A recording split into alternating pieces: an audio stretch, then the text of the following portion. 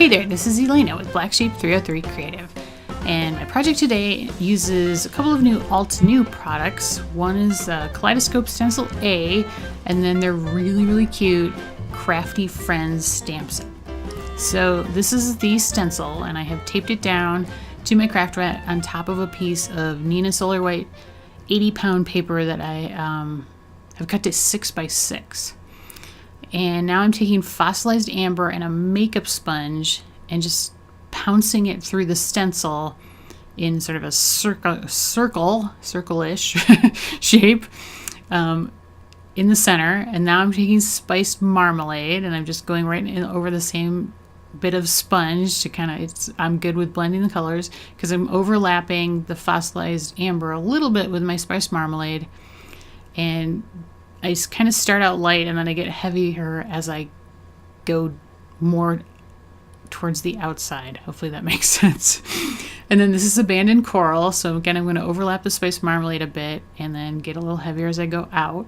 Hopefully you can tell, I know I sped this up, but I am twisting my hand kind of back and forth to twist the sponge into like a, so I'm not just pouncing it all straight down. I'm kind of twisting it and going back and forth to keep from getting like a super defined line where I overlap the colors. I do want to sort of blend it together to get a nice, like, you know, rainbowy effect. I guess it's a warm rainbow.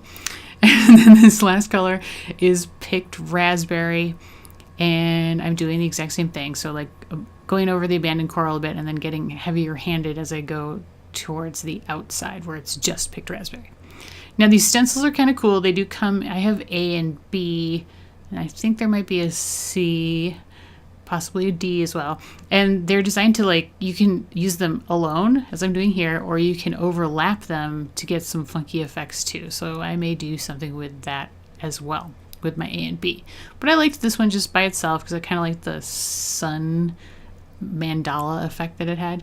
And so there I went back to abandoned coral and sort of added another piece and then, or added a little more, and then here is spiced marmalade. I'm doing the same thing. And I did go to a clean section of my sponge when I went to add these, the plain colors back on top. And so this is the effect I got, which is pretty fun. And it is kind of it's a warm rainbow, basically, like yellow to pink. Now I wanted to add a little bit of shine to this, and I don't have any clear shine spray, so I grabbed my Perfect Pearls and I added it to this tiny mister that was about 2/3 full of water. And I added a lot of Perfect Pearls to this, so probably more than I needed. I added sort of like 4 little tiny tips of the tiny spoon there to the water, and I probably could have done 2 and it would have been fine. But, you know, hey, who doesn't like shine? So, you know, the more the better. So I'm testing it out on this piece, or shaking it up and then testing it out on this piece of scratch paper. And then I'm going to spray it onto the stencil. Now, if you haven't used Distress Oxides before, they do react with water. So, and I did spray this quite a bit. You can see the water, the paper like bending as it gets wet. So the yellow especially starts to run kind of in the middle. And at first I didn't like that. So you'll see me like press the paper down here with the scissors. And then I'm going to try to dab that up the bleeding part with my makeups, like a clean part of the makeup sponge. But then later I decided I liked the bleed because the bleed was like a really nice light yellow, and the fossilized amber kind of all on its own is kind of brown. So I actually wound up spraying the middle a lot to get like a lot of bleed to get that like light yellow color to come out. Now here's my greeting, which is keep calm and make cards, which is part of that Altenew Crafty Friends stamp set. And I have to say, I love that stamp set. It's really cute. It has the cutest sayings on it. Like if you have friends that you send cards to that who are also crafty, it's awesome. Like I love it. Unfortunately, I don't have a lot of local crafty friends, so you know, if you want to exchange some cards, just let me know. But anyway, I digress. So I couldn't decide what color embossing powder to use, so I did 2. The first one was Bluetiful by Wow. So I'm stamping in Versamark ink and then covering it in the embossing powder and heat setting it. And then the second one is Simon Says Stamp rose gold, which is very, very, very pretty. It's really more like a copper, but that's okay because it's still gorgeous. Now I purposely wanted some shininess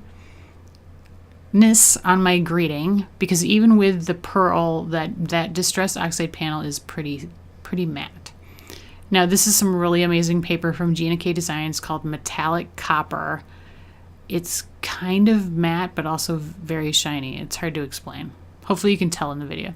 Then I have a piece of fun foam, and then I trimmed down my stencil panel to 4 by 5 1/4. And you can see the major bleed going on there with the yellow, but that I liked that because I knew most of that sort of brown color is going to get covered up with my greeting there, but you could still get the yellow, which helped with the rainbow effect. And then I have a few copper, rose gold, and clear iridescent sequins to add at the end.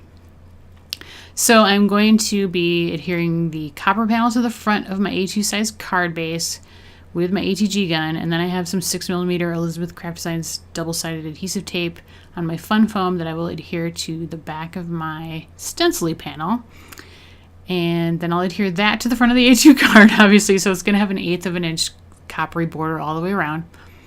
And then my greeting will go right in the center to kind of, well, it covers up a lot of that kind of ugly brownish yellow. And for my sequins, I usually use Ranger Multimedia Matte, but today I decided to use some micro dots. They work just as well, and they're less messy. The only trick is you have to kind of twist your sequin when it's on top of the micro dot to really get the micro dot to stick to the sequin and come off. Now I had this tiny one from the Simon Says Stamp Moonshine assorted sequins that I just balled up the micro dot and fit it onto the back of that tiny sequin. These other sequins are from my stash. I got them at Michael's like years ago, so honestly I don't know that they're still available, but I'm sure you can find copper and rose gold sequins elsewhere. And hopefully you could see some of the shininess on there. I think the super shiny greeting helps with the seemingly matte background until the light hits it just right and hits that pearlized shine that's on top of it. So hopefully I gave you a little inspiration today on like break out your stencil and your distressed oxides. It makes a really cool, really quick background. And I can't say enough about that Crafty Friends stamp set. So cute. It makes me wish I had a lot more Crafty Friends than I do. But you should check it out because they're really fun and fun stamp set. Super great greetings on that as well. If you like the video, please give me a thumbs up. It helps me out a lot. And leave me a comment because I love to hear from you guys. And if you haven't subscribed to my channel yet, that makes me really, really sad. So I hope you will. And as always, supplies are linked in the video description. Here are 2 more videos I have done in the past using Altenew products. Thanks so much. Have a great day.